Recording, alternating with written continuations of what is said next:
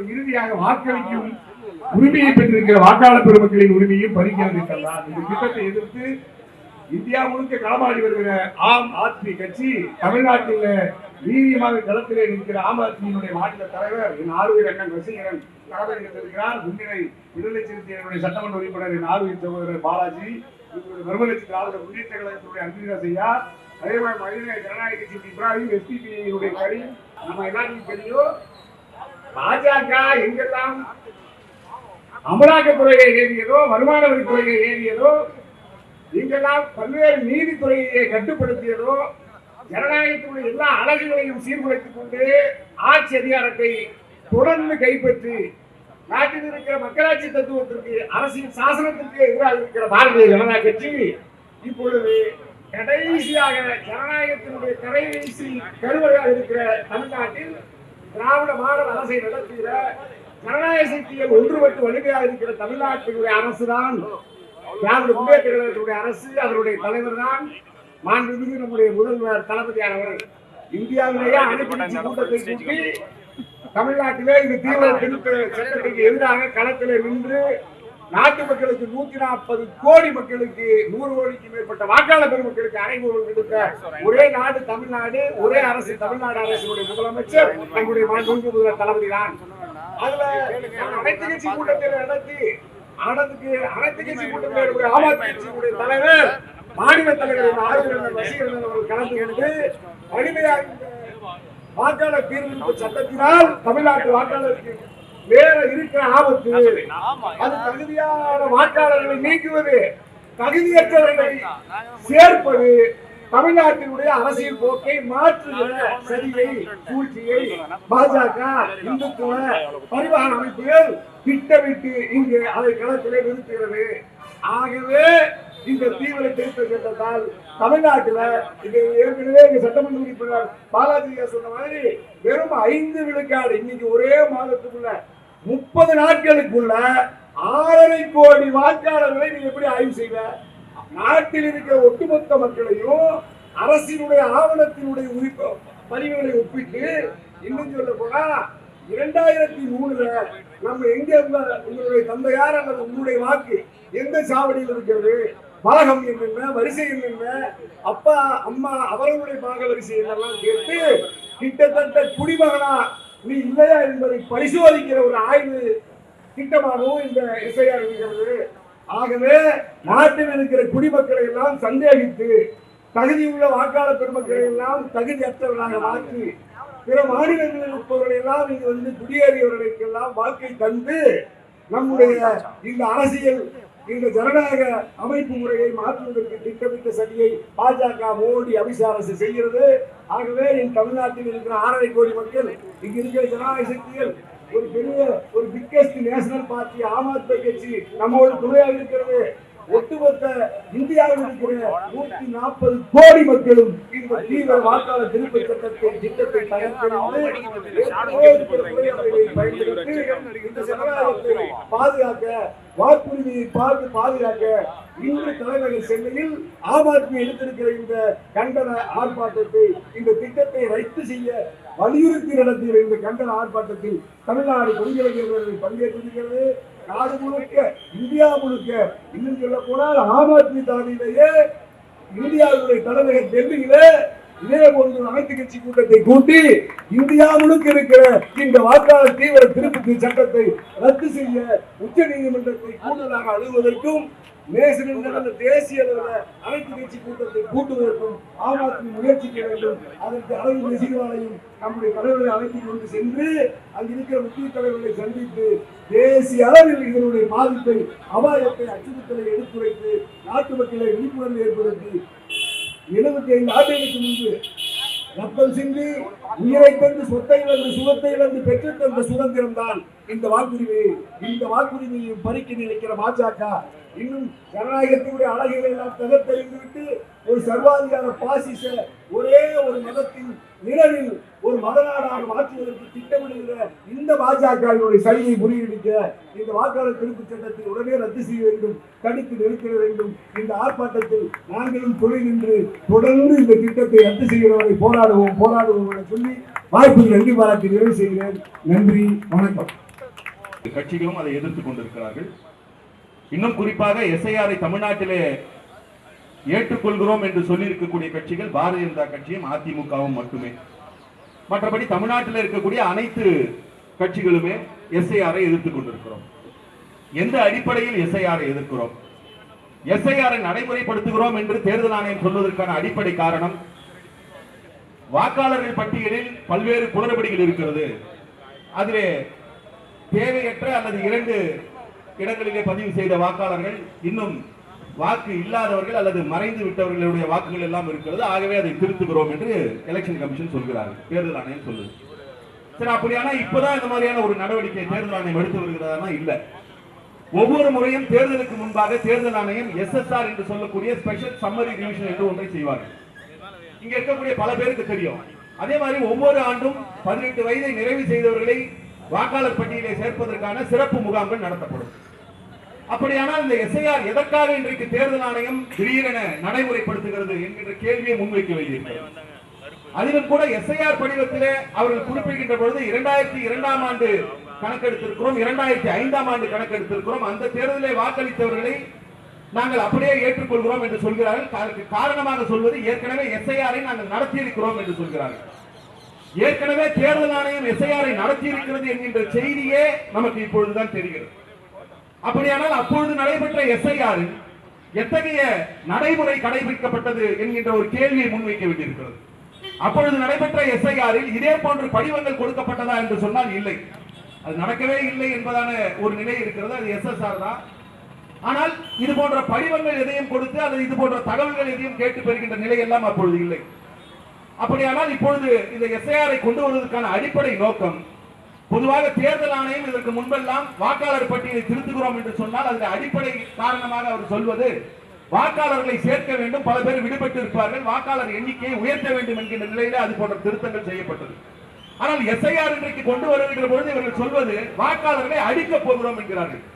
சேர்த்த காலம் போய் இன்றைக்கு வாக்காளர்களை அடிக்க போகிறோம் என்று சொல்கிறார்கள். இத்தகைய சூழலை தேர்தல் ஆணையம் எடுக்கிறது என்று சொன்னால் அது தேர்தல் ஆணையத்துடைய தன்னிச்சையான முடிவு அல்ல. தேர்தல் ஆணையத்தை ஒன்றிய பாஜக அரசு, இன்னும் குறிப்பாக RSS இயக்குகிறது என்கின்ற நிலையிலே அதை செய்கிறது என்பதற்கான பல்வேறு சான்றுகளை இங்கே பேசியவர்கள் எல்லோரும் எடுத்து சொன்னார்கள். அந்த நிலையிலே தான் இன்றைக்கு விடுதலை சிறுத்தைகள் கட்சி அதை எதிர்க்கிறது என்பதோடு சேர்த்து, மிக குறிப்பாக இது வெறுமனே வாக்காளர் பட்டியல் திருத்தம் அல்ல, இந்த வாக்காளர் பட்டியலை அடிப்படையாக வைத்து சிறுபான்மை மக்களை அவருடைய குடியுரிமையை இழக்க செய்யக்கூடிய ஒரு நடவடிக்கை என்பதை கண்டு உணர்ந்துதான் முதலே இதற்கான எதிர்ப்பு குரலை விடுதலை சிறுத்தைகள் கட்சி தலைவர் எழுச்சி தமிழர் பதிவு செய்தார். பதிவு செய்ததோடு விட்டு விடாமல் இது தொடர்பான அனைத்து கட்சி கூட்டத்தை உடனடியாக கூட்ட வேண்டும் என்று அவருடைய கோரிக்கை எழுப்பப்பட்டது. அந்த கோரிக்கையின் அடிப்படையில் அனைத்து கட்சி கூட்டம் கூட்டப்பட்டது.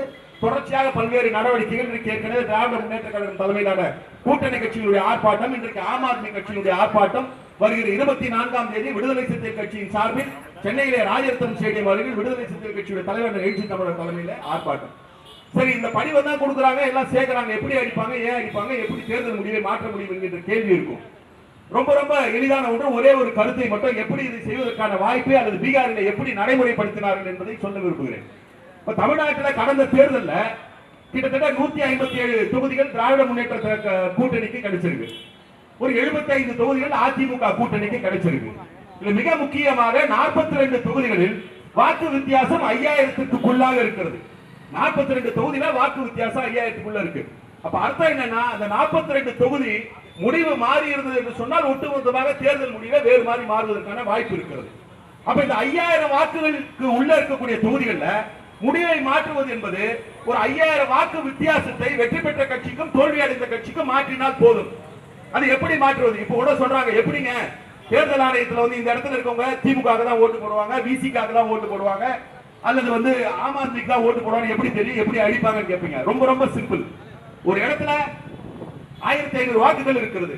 வெற்றி பெறக்கூடிய கட்சி 1000 ஓட்டு வாங்குறாங்க, தோல்வி அடைகிற கட்சி 500 ஓட்டு வாங்குது. அப்ப வாக்கு வித்தியாசம் என்பது 500 இருக்கிறது. இந்த 500 தான் ஒட்டுமொத்த ரிசல்ட்ல எதிரொலிக்கும். 5000 வாக்குகள் வித்தியாசம்னா இந்த இடத்துல வாங்கின 500 ஓட்டு அந்த இதுல ரிஃப்ளெக்ட் ஆகும். அந்த 1500 ஓட்டு இருக்கிற இடம் ஒருவேளை 1000 ஓட்டு வாங்கக்கூடிய அளவுக்கு திமுக கூட்டணி வலுவா இருக்குன்னா இந்த இடம் வந்து அவங்களுக்கு சாதகமான இடம். அப்ப இந்த 1500 ஓட்டு இருக்கக்கூடிய இடத்துல ரேண்டமா ஒரு 500 ஓட்டு அடிங்க. 1500 ஓட்டுல 500 ஓட்டு போச்சுன்னா அங்க 1000 ஓட்டு தான் இருக்கு. இப்ப 1000 ஓட்டுல நீங்க வாக்குப்பதிவு நடத்துனீங்கன்னா 650 ஓட்டு அதே ரேஷியோல பாத்தீங்கன்னா ரேண்டமா அடிக்கும் பொழுது இதெல்லாம் ஒரு அறிவியல் ரீதியான கணக்கு தான். ஒரு 650 ஓட்டு வெற்றி பெறுகிற கட்சி வாங்கும், 350 ஓட்டு தோல்வி அடைகிற கட்சி வாங்கும். ஏற்கனவே இருந்த வாக்கு வித்தியாசம் 1000 500, அப்ப 500 வாக்குகள் வித்தியாசம். 500 ஓட்டு அடிச்ச பிறகு வாக்கு வித்தியாசம் என்ன வரும்னா 650 350 பொழுது 300 மாறும். அப்போ இந்த இடத்துல ஒரு 300 ஓட்டு, 5000 ஓட்டு டிஃபரன்ஸ் ஈடு கட்டுறதுக்கு இந்த இடத்துல ஒரு 300 ஓட்டு, இந்த மாதிரி இன்னும் ஒரு 15 பூத்துல அல்லது 20 பூத்துல ஒரு 300 வாக்குகள் அல்லது 200 வாக்குகளை வந்து எடுப்பதற்கான சூழ்நிலை உருவாக்கினால் இயல்பாகவே அந்த இடத்துல ரிசல்ட் மாறுவதற்கான வாய்ப்பு இருக்கிறது. இதைத்தான் பீகாரில் அவர்கள் நடைமுறைப்படுத்தினார்கள். அதை நடைமுறைப்படுத்துவதற்கு இங்கே முயற்சிக்கிறார்கள் என்கிற நிலையில் தான் இதற்கான எதிர்ப்பை பதிவு செய்கிறோம். களத்தில் போகிற பிஎல்ஓஸ் நம்ம ஃபார்மை தான் வாங்குறாங்க, அவங்க அப்லோட் பண்றாங்க. ஆனா அதை சேர்ப்பதற்கும் நீர்ப்பதற்குமான அதிகாரம் இத்தனை பிஎல்ஓங்களுக்கு இல்ல. ஒரு தொகுதியில என்னுடைய தொகுதியில 312 பூத் இருக்குன்னா 312 பூத்துக்கான பிஎல்ஓக்கள் படிவத்தை வாங்க முடியும், அப்லோட் பண்ண முடியும். ஆனா வாக்காளர் பட்டியலை திருத்தக்கூடிய அதிகாரம் எங்கே இருக்கிறது என்று சொன்னால் இவர்கள் அனைவரையும் நிர்வகிக்கக்கூடிய ஒரு அதிகாரி இடத்துல இருக்கிறது. அப்ப செய்தி என்னன்னா இவங்க என்னதான் எடுத்துட்டு போய் கொடுத்தாலும் அதை சேர்ப்பதற்கோ அடிப்பதற்கோ அதிகாரம் படைத்த அந்த ஒரு அதிகாரி இன்ஃப்ளூயன்ஸ் பண்ணா போதும். இதெல்லாம் இருக்கிறது. தமிழ்நாட்டை பொறுத்தவரை தேர்தல் நடைமுறை பற்றி நன்கு கற்றறிந்தவர்கள் என்பதால் வாக்கு இயந்திரத்தில் இருக்கக்கூடிய பல்வேறு குளறுபடிகளை கூட கடந்து இன்றைக்கு நேர்மையான ரிசல்ட் வருவதற்கான வாய்ப்பை நம்ம பெற்றிருக்கிறோம். ஆனா அதுல கூட என்ன மாதிரியான திருட்டுத்தனம் நடந்திருக்கிறது என்பதை நாம் தெரிந்து கொள்ள வேண்டும். வெற்றியில் இருந்தும் பாடங்களை கற்றுக்கொள்ள வேண்டியிருக்கிறது, தோல்வியில் இருந்து மட்டுமல்ல. நடந்து முடிந்த நாடாளுமன்ற தேர்தலில் 2024 நாடாளுமன்ற தேர்தலில் பாரதிய ஜனதா கட்சி 2014 வாங்கின ஓட்டை விட 7.53% கூடுதலாக வாங்கி இருக்கிறோம் அப்படின்னு கிளைம் பண்றாங்க. அது உண்மை. எந்த தேர்தலில் 2014, ஏன் 2014 ஏன் 2024? 2014 தான் மூன்றாவது அணியாக பிஜேபி போட்டியிட்டது. மீண்டும் 2024 தான் மூன்றாவது அணியாக போட்டியிட்டது. அப்போதைக்கு இப்பொழுதுக்கு வாக்கு வித்தியாசம் 7.53 ஏறி இருக்கிறது, 7.55 ஏறி இருக்கிறது. சரி, இந்த 7.55 இயல்பா பிஜேபிக்கு ஏறி இருக்கான்னு நாம வந்து சிந்திக்கிறதுக்குள்ளாரவே முதல் நாள் வாக்குப்பதிவு சதவீதத்தை தேர்தல் ஆணையம் வெளியிடுகிறது. தமிழ்நாட்டில் நடந்த வாக்குப்பதிவு சதவீதத்தை தேர்தல் ஆணையம் வெளியிடுகிறது. 2 நாட்களுக்கு பிறகு இன்னொரு சதவீதத்தை வெளியிடுறாங்க. முதல் நாள் வெளியிட்ட சதவீதத்துக்கும் இரண்டாவது நாள் வெளியிடக்கூடிய சதவீதத்திற்கும் என்ன டிஃபரன்ஸ் வருது அப்படின்னு பார்த்தா 7.43 அல்லது 7.47 வந்து வித்தியாசம் வருது. பிஜேபியினுடைய ஓட் ஷேர் வந்து 7.55 இன்க்ரீஸ் ஆகுது. தேர்தல் கமிஷன் மாற்றி அறிவிக்கக்கூடிய புள்ளி விவரத்துல 7.47 வித்தியாசம் வருது. இது தமிழ்நாட்டிலே மட்டுமல்ல, மராட்டியத்திலும் இது நடைபெற்றிருக்கிறது. வெற்றி பெற்றிருக்கிறோம், எல்லா தொகுதியும் ஜெயிச்சிட்டோம் திமுக கூட்டணி. 80 நாள் இதை கடந்து போகக்கூடிய நிலையில நாம் வந்து விட்டோம். ஆனால் வெற்றியிலிருந்து பாடங்களை கற்க வேண்டும் என்கின்ற நிலையை நாம் புரிந்து கொள்ள வேண்டி இருக்கிறது. இந்த எஸ்ஐஆரை இந்த கோணத்திலே நாம் எதிர்க்கிறோம் என்றாலும் கூட நம்ம ஏரியால ஒரு பெரிய திருட்டு கும்பல் இருக்கு, திருடு நடக்குது, அதனால இவங்களை வந்து தடுத்து நிறுத்துங்க நம்ம போய் கம்ப்ளைண்ட் கொடுக்கிறோம். ஆனா நம்ம வீட்டுக்கு தேவையான பாதுகாப்பு நடவடிக்கை எல்லாம் ஈடுபடுறோம். அவன் தான் பெரிய கொள்ளக்காரனாச்சே, அவன் தான் எல்லாத்தையும் கொள்ளையடிக்க போறானு, நீ எதுக்கு கஷ்டப்பட்டு பூட்டுற அப்படின்னு கேள்வி முன் வச்சா எவ்வளவு அறிவு இல்லாத நிலையில இருக்குமோ அல்லது அறிவிலித்தனமாக இருக்குமோ. அதே போன்றுதான் எஸ்ஐஆரை எடுக்கக்கூடியவர்கள் ஏன் இன்றைக்கு எஸ்ஐஆரில் வந்து நீங்க வந்து உங்களை வந்து ஆட்படுத்துகிறீர்கள் கேட்கக்கூடிய கேள்வியாக இருக்க முடியும். எது எப்படி இருந்தாலும் ஒரு புறம் எஸ்ஐஆரை எதிர்த்துக் கொண்டிருக்கக்கூடிய அதே நிலையில் எஸ்ஐஆரின் படி படிவத்தை நிரப்பி கொடுக்க வேண்டிய பொறுப்பும் நமக்கு இருக்கிறது. இன்றைக்கு நம்முடைய முன்னாள் சட்டமன்ற உறுப்பினர் பாலபாரதி அவர்கள் சொன்னது போல ஆதார் கார்டுல ஓட்டர் ஐடியில எதற்காக வந்து போட்டோவை அவனே வந்து எடுக்கணும்னு ஒரு முடிவு எடுத்தான். ஊரக பகுதியில் இருக்கவங்க எங்க போய் போட்டோ எடுப்பாங்க, இல்ல எப்படி அவங்க கையில வந்து போட்டோ வந்து சேரும். அப்ப அதற்கான ஒரு நடவடிக்கையாக கடந்த காலங்களில் நடைபெற்றது. இன்னைக்கு போட்டோ எடுத்து ஓட்டணும்ன்றான். இது எத்தகைய தாக்கத்தை ஏற்படுத்தியிருக்கிறது என்று சொன்னால் நகர்ப்புறங்களிலே இன்றைக்கு ஓரளவுக்கு படிவங்கள் பதிவு செய்யப்பட்டு கொடுக்கப்பட்டிருக்கிறது. என்னுடைய தொகுதி திருப்பூர் தொகுதி, சென்னைக்கு பக்கத்தில் தான் இருக்கு, ஆனா ஊரக பகுதி நிறைந்த ஒரு தொகுதி. இன்றைக்கு என்ன புள்ளி விவரம் பாத்தீங்கன்னா அரசாங்க அடிப்படையில் கொடுக்கக்கூடிய புள்ளி விவரத்துல சென்னை போன்ற பகுதிகளில் 7%, 8%, 10% பதிவாகி இருக்கிறது. ஊரக பகுதிகளில் இன்னும் 2%, 3% என்கின்ற அளவிலேயே இருக்கிறது. இது இப்படியே போச்சுன்னா இன்னும் ஒரு 2 வாரம் தான் இருக்கு. இது எத்தகைய ஒரு சூழலை உருவாக்கும் என்பதெல்லாம் அதை பிறகு எதிர்கொள்ள வேண்டிய நிலையெல்லாம் இருக்கிறது. இந்த காரணங்களுக்காக இன்றைக்கு எதிர்க்கிறோம். மக்களுக்கு புரிய வேண்டும் எத்தகைய நடவடிக்கைகளை பாரதிய ஜனதா கட்சி RSS துணையோட எலெக்ஷன் கமிஷன் செய்யறாங்கன்றதை புரிந்து கொள்ள வேண்டும் என்பதற்காக தான் இது போன்ற போராட்டங்கள். எந்த நிலையிலும் இங்க இருக்கக்கூடிய தலைவர்கள் குறிப்பிட்டதை போல எத்தனையோ தடைகளை தாண்டி இவிஎம்ல வந்து தப்பு நடக்குதானா நடக்குது, இவிஎம்ல வந்து திருட்டுத்தனம் பண்ண முடியுமானா முடியும். இது எல்லாம் வந்து புரிந்து கொள்ள முடிகிறது. இவிஎம்ல நாம போடுற ஓட்டு இவங்களுக்கு தான் போட்டோன்னு அறுதிட்டு உறுதிட்டு யாரால சொல்ல முடியும்? நீங்க போடுற கட்சிக்கு அந்த ஓட்டு பதிவாயிருக்கு என்ன சான்று இருக்கிறது? இல்லை. அதையெல்லாம் எதிர்த்தாலும் கூட அது போன்ற முறைகேடுகள் நடந்தாலும் கூட அப்ப நாங்களா எப்படி சட்டமன்ற உறுப்பினர் ஆக முடிகிறது என்று சொன்னால் அதிலே கொடுக்கப்பட்டிருக்கக்கூடிய பாதுகாப்பு நிலைகளை முழுமையாக கடைபிடிப்பதால் தமிழ்நாடு போன்ற மாநிலங்களில் ஓரளவுக்கு தேர்தல் ஆணையத்துடைய நடவடிக்கைகளை மீறி நியாயமான முடிவுகளை பெற முடிகிறது. எஸ்ஐஆரிலும் அது போன்று நாம் கடப்போம். இந்த போராட்டத்தை முன்னெடுத்த ஆம் ஆத்மி கட்சிக்கு, குறிப்பாக தோழர் வசீகரன் அவர்களுக்கு என்னுடைய தலைவர்களில் ஒருவரும் திரைப்பட துறையினுடைய மிகச் சிறந்த கலைஞருமான மரியாதைக்குரிய அன்பு சகோதரர் திரு எஸ்.பி. சேகர் அவர்கள் உள்ளிட்ட இங்கு இந்த ஆர்ப்பாட்டத்தில் கலந்து கொள்ள வருகின்றிருக்கக்கூடிய தமிழ்நாடு சட்டமன்ற உறுப்பினர்கள் உள்ளிட்ட பல்வேறு ஜனநாயக அரசியல் அமைப்புகளினுடைய அன்பு தலைவர்களுக்கும், அதே போன்று மத்திய பிரதேசத்தினுடைய மாநில தலைவர் அமைப்பினுடைய இணைச் செயலாளராக இருந்து செயல்பட்டுக் கொண்டிருக்கக்கூடிய திரு பங்கஜ் சிங் அவர்களுக்கும் மற்றும் ஆர்ப்பாட்டத்தில் கலந்து கொண்டிருக்கக்கூடிய அனைத்து ஜனநாயக முற்போக்கு அமைப்புகளினுடைய அன்பு தலைவர்கள், பொதுமக்கள், பெரியோர்கள், தோழர்கள், சகோதரிகள் அனைவருக்கும் மார்க்சிஸ்ட் கம்யூனிஸ்ட் கட்சியின் சார்பாக வணக்கத்தை தெரியப்படுத்திக் கொள்கிறேன்.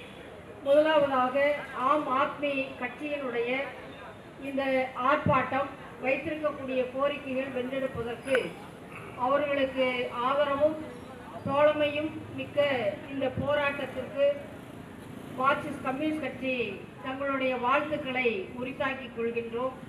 இது ஆம் ஆத்மியினுடைய கோரிக்கை மட்டுமல்ல, தமிழ்நாட்டில் இருக்கக்கூடிய பாஜக, அதிமுகவை தவிர்த்த அனைத்து அரசியல் அமைப்புகளும், அதில் இருக்கக்கூடிய வாக்காளர்கள், ஒட்டுமொத்த தமிழ்நாட்டு மக்களினுடைய கோரிக்கையாக நாம் முன்வைத்திருக்கிறோம். எஸ்ஐஆர் என்பதை குறுகிய காலத்தில் தேர்தல் ஆணையம் தமிழகம் உள்ளிட்ட தென்னிந்திய மாநிலங்களிலும் 12 மாநிலங்களிலும் அமல்படுத்தக்கூடாது என்ற கோரிக்கையை நாம் முன்வைத்திருக்கிறோம். அதே கோரிக்கையை தான் ஆம் ஆத்மி கட்சியும் முன்வைத்திருக்கிறார்கள். எஸ்ஐஆரினுடைய சீர்குலைவு வேலைகளினுடைய விளைவு என்ன என்பதைத்தான் பீகாரினுடைய சட்டமன்ற தேர்தல் முடிவுகள் நமக்கு அறிவுறுத்தி கொண்டிருக்கிறது. 65 லட்சம் வாக்காளர்கள் நீக்கப்பட்ட பிற்பாடும் கூட தேர்தல் ஜனநாயகமாக நடக்கும் என்ற நம்பிக்கை என்பது இந்தியா கூட்டணியிடம் இருந்தது. அந்த நம்பிக்கை என்பது மூட நம்பிக்கை என்று பீகார் தேர்தல் என்பது எடுத்துரைத்திருக்கிறது. ஆகவே உச்சநீதிமன்றம் இந்த குறுகிய கால அவகாசத்திற்குள் அவசரமாக எஸ்ஐஆர் என்ற அந்த தீவிர திருத்தத்தை அனுப்புவது என்பது குறுக்கு வழியில் மாநில அதிகாரத்தை கைப்பற்றுவது, வாக்காளர்களினுடைய வாக்குரிமையை பறிப்பது, குடியுரிமை பதிவேடு திட்டத்தை மறைமுகமாக தேர்தல் ஆணையத்தின் முதுகிலே அமர்ந்து கொண்டு அமுல்படுத்துவது, இந்த கடமைகளை மிக மோசமான நிலைமைகளை உருவாக்குகிறது என்ற முறையிலேதான் உச்சநீதிமன்றம் உடனடியாக இந்த எஸ்ஐஆரை நிறுத்தி வைப்பதற்கு முன்வர வேண்டும் என்று நாங்கள் கேட்டுக்கொள்கிறோம். இதில் வாக்குகள் உரிமை எவ்வாறு பறிக்கப்படும் என்பது குறித்து எனக்கு முன்னால் பேசிய தலைவர் மிக தெளிவாக சொல்லியிருக்கிறார். இன்னமும் கிராமப்புறங்களில், இன்னும் குறிப்பாக மலைப்பகுதிகளில் சாதாரண மக்களுக்கு, வாக்காளர்களுக்கு இந்த பதிவுச்சீட்டு என்பது வழங்கப்படவில்லை. தேர்தல் ஆணையம் இன்னும் அந்த இடத்தை சென்று சேரவில்லை. தேர்தல் ஆணையத்திற்கு பணிப்பளு, கடுமையான பிஎல்ஓ உள்ளிட்ட அதில் நியமிக்கப்பட்டிருக்கக்கூடிய அனைத்து அரசு ஊழியர்களுக்கும் அலுவலர்களுக்கும் கடுமையான வேலை பளுவை இன்றைக்கு தேர்தல் ஆணையம் திணித்திருக்கிறது. ஆகவே அவர்களுக்கு பயிற்சி இல்லை. இப்போ ஆதார் அட்டை எடுக்கிற பொழுது ஒவ்வொரு குடிமகன்களுக்கும் புகைப்படம் எடுப்பதை அவர்களே நிர்ணயித்திருந்தார்கள். ஆனால் தேர்தல் ஆணையத்தில் புகைப்படம் ஒட்டுவது வாக்காளர்களுடைய வேலை. ஆகவே கிராமப்புறங்களில் இந்த புகைப்படம் ஒட்டுவது என்பது மிகப்பெரிய சிரமத்தை உருவாக்கி கொண்டே இருக்கிறது. ஆகவே இதில் பல லட்சக்கணக்கான வாக்காளர்கள் விடுபடக்கூடிய நிலைமை என்பது தமிழகத்தில் தெள்ளத்தெளிவாக உருவாகி இருக்கிறது. ஆகவே இதை நாம் தடுக்க வேண்டும். அரசு ஊழியர்கள் என்னதான் முயற்சி செய்தாலும் இந்த பணியை முழுமையுமாக நிறைவேற்ற முடியாது. ஆகவே இந்த 3 மாத காலம் கடுமையான மழை காலமாக இருக்கிறது. அதே போன்று தைப்பொங்கல் வர இருக்கிறது, கிறிஸ்துமஸ் பண்டிகை வர இருக்கிறது, மாணவர்களினுடைய அரையாண்டு தேர்வு வர இருக்கிறது. அடுத்து 15 நாள் கழித்து டிசம்பர் 4 வந்துடும். ஆகவே இதுல எப்படி நீங்க படிவத்தை கொடுப்பீங்க, எப்படி படிவத்தை பூர்த்தி செய்வீங்க, எங்க புகைப்படத்தை ஒட்டுறது? ஒரு அறிவியலுக்கு புறம்பான முறையில இந்த மாதிரி ஒரு அரசு பணியை, தேர்தல் ஜனநாயகத்தை, வாக்காளர்களை இந்த அளவு குழப்புவது என்பதுதான் பாஜகவினுடைய மிக முக்கிய நோக்கமாக இருக்கிறது. இதனை நாம கண்டிக்கிறோம். டிசம்பர் 4க்கு பிற்பாடும் கூட நாம வாக்காளர்கள் விடுபட்டு இருப்பவர்கள், அவர்கள் தேர்தல் ஆணையம் என்ன மாதிரியான வாக்கு சீர்திருத்தத்தை கொண்டு வந்திருக்கிறார்கள் என்பதை நம்ம பார்ப்போம். உச்ச நீதிமன்றத்திட்டையும் முறையிட்டிருப்போம். இதெல்லாம் சரியாக நடக்கவில்லை என்று சொன்னால் ஆம் ஆத்மி உள்ளிட்ட தமிழ்நாட்டில் இருக்கக்கூடிய மதசார்பற்ற ஜனநாயக கட்சிகள், இடதுசாரி கட்சிகள் உள்ளிட்ட அனைத்து கட்சிகளும் தேர்தலை புறக்கணிக்க மாட்டோம். தமிழ்நாட்டில் 2026 தேர்தலே நடக்காது என்ற நிலையை நிச்சயமாக தமிழ்நாட்டு மக்களும் இங்கு இருக்கக்கூடிய மதசார்பற்ற ஜனநாயக முற்போக்கு அரசியல் கட்சிகள் அதை முன்னெடுப்போம். ஆகவே நாம இப்ப வாக்காளர்களை சந்திக்கிறோம், வாக்காளர்களை பதிவு செய்யறோம். இருக்கிற பீகார் அரசியல் போன்ற மிக மோசடியான பாசிச பாஜகவினுடைய ஒரு குறுக்கு வழியிலான அந்த அதிகார பசி கொண்ட அதனுடைய அரசியலை நாம் விளக்கி சொல்லுவோம். ஒன்றுபட்ட போராட்டம் தான் தமிழக மக்களினுடைய, இந்திய நாட்டு மக்களினுடைய வாக்குரிமையை பாதுகாக்கும் என்ற முறையில் மார்க்சிஸ்ட் கம்யூனிஸ்ட் கட்சி இந்த ஆர்ப்பாட்டம் வெல்லட்டும் வெல்லட்டும் என வாழ்த்தி எனது வார்த்தைகளை நிறைவு செய்கிறேன். நன்றி, வணக்கம். பிஜேபியின் மத்திய அரசை விரட்டி அடிப்போம், ஒன்றிணைவோம்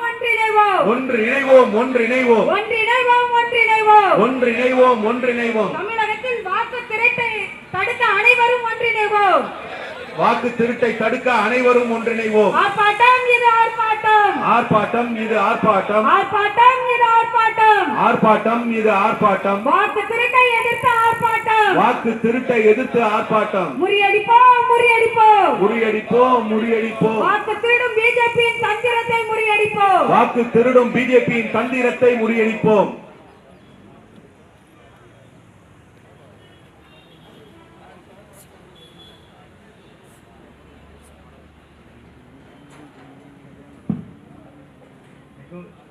அன்புக்குரிய எஸ்பி சேகர் வம்பு பண்ணியாவது பிடிச்சிட்டு போயிடுவார். என்னுடைய நீண்டகால நண்பர். அந்த இங்கே இருந்தாலும் நான் அழைச்சா அன்போடு வருவார். அது என்னுடைய பிறந்தநாளாக இருந்தாலும் சரி, இந்த நிகழ்வு ஆம் ஆத்மி கட்சி அலுவலகத்துக்கே வந்தவர். அவர் இதை பற்றி மிகவும் தெளிவாக உங்களிடம் பேசுவார்.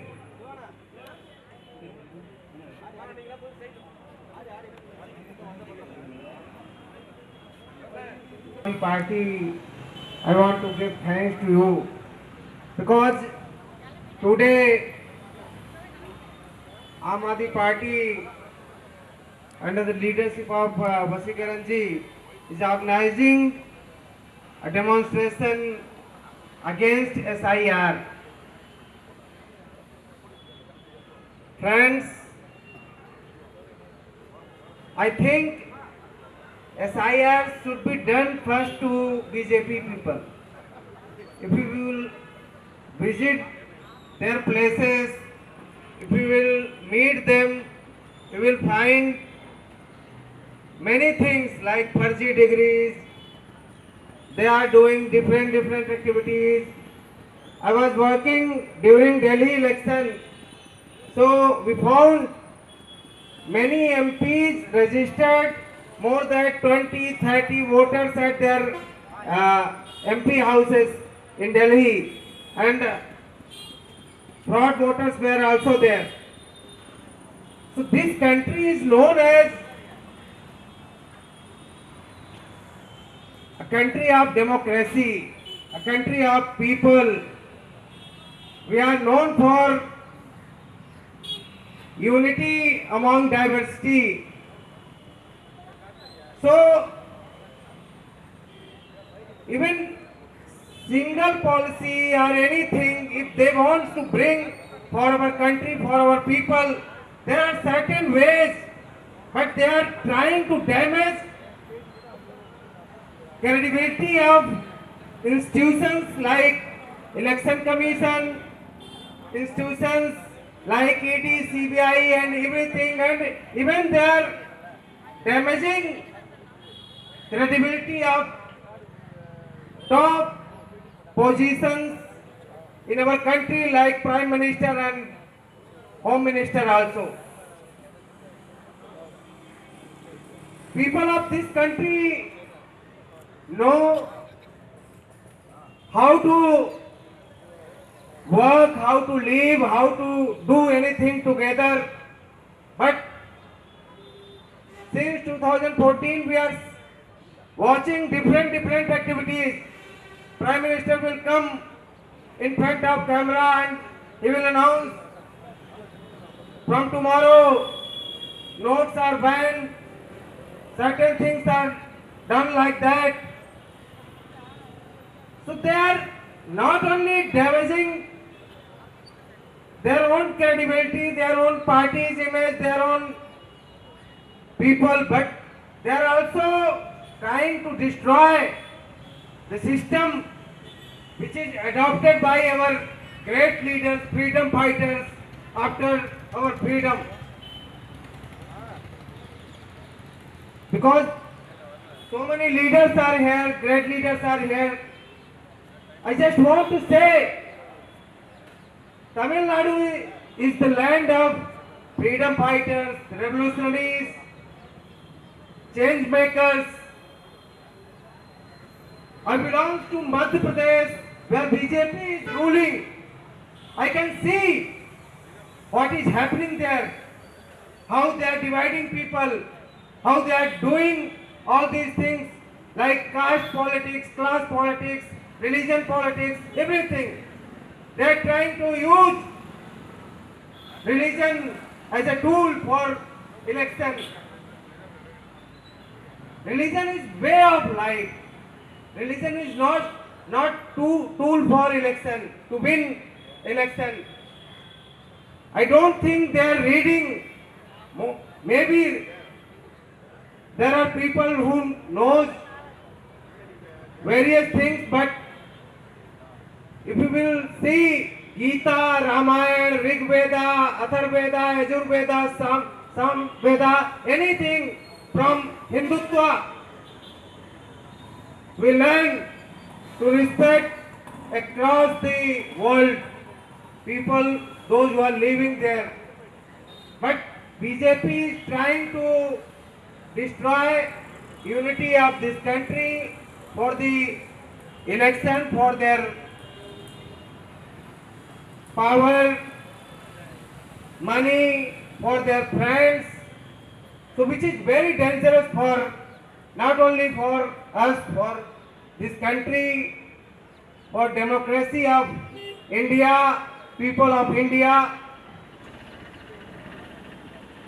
I'm sure South India will show path to North India as well to challenge these type of things happening there. Policies are coming without consultation of people, without participation of people, without ensuring transparency, without ensuring processes. So South India will guide North India also, and Tamil Nadu is the most important state for our country, from where BJP will also learn lesson how to make policies, how to do things, how to run government. Aam Aadmi Party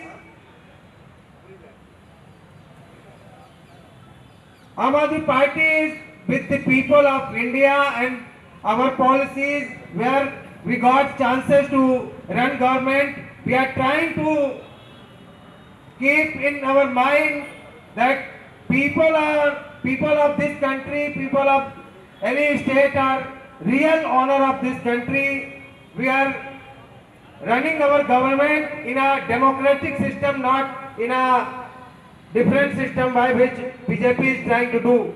So I'm sure Tamil Nadu people leadership of different parties, oppositions, will show path to North India also. We will ensure to protect our people. Even a single person who is living in remote villages of Tamil Nadu or remote areas of urban centers in Tamil Nadu, we are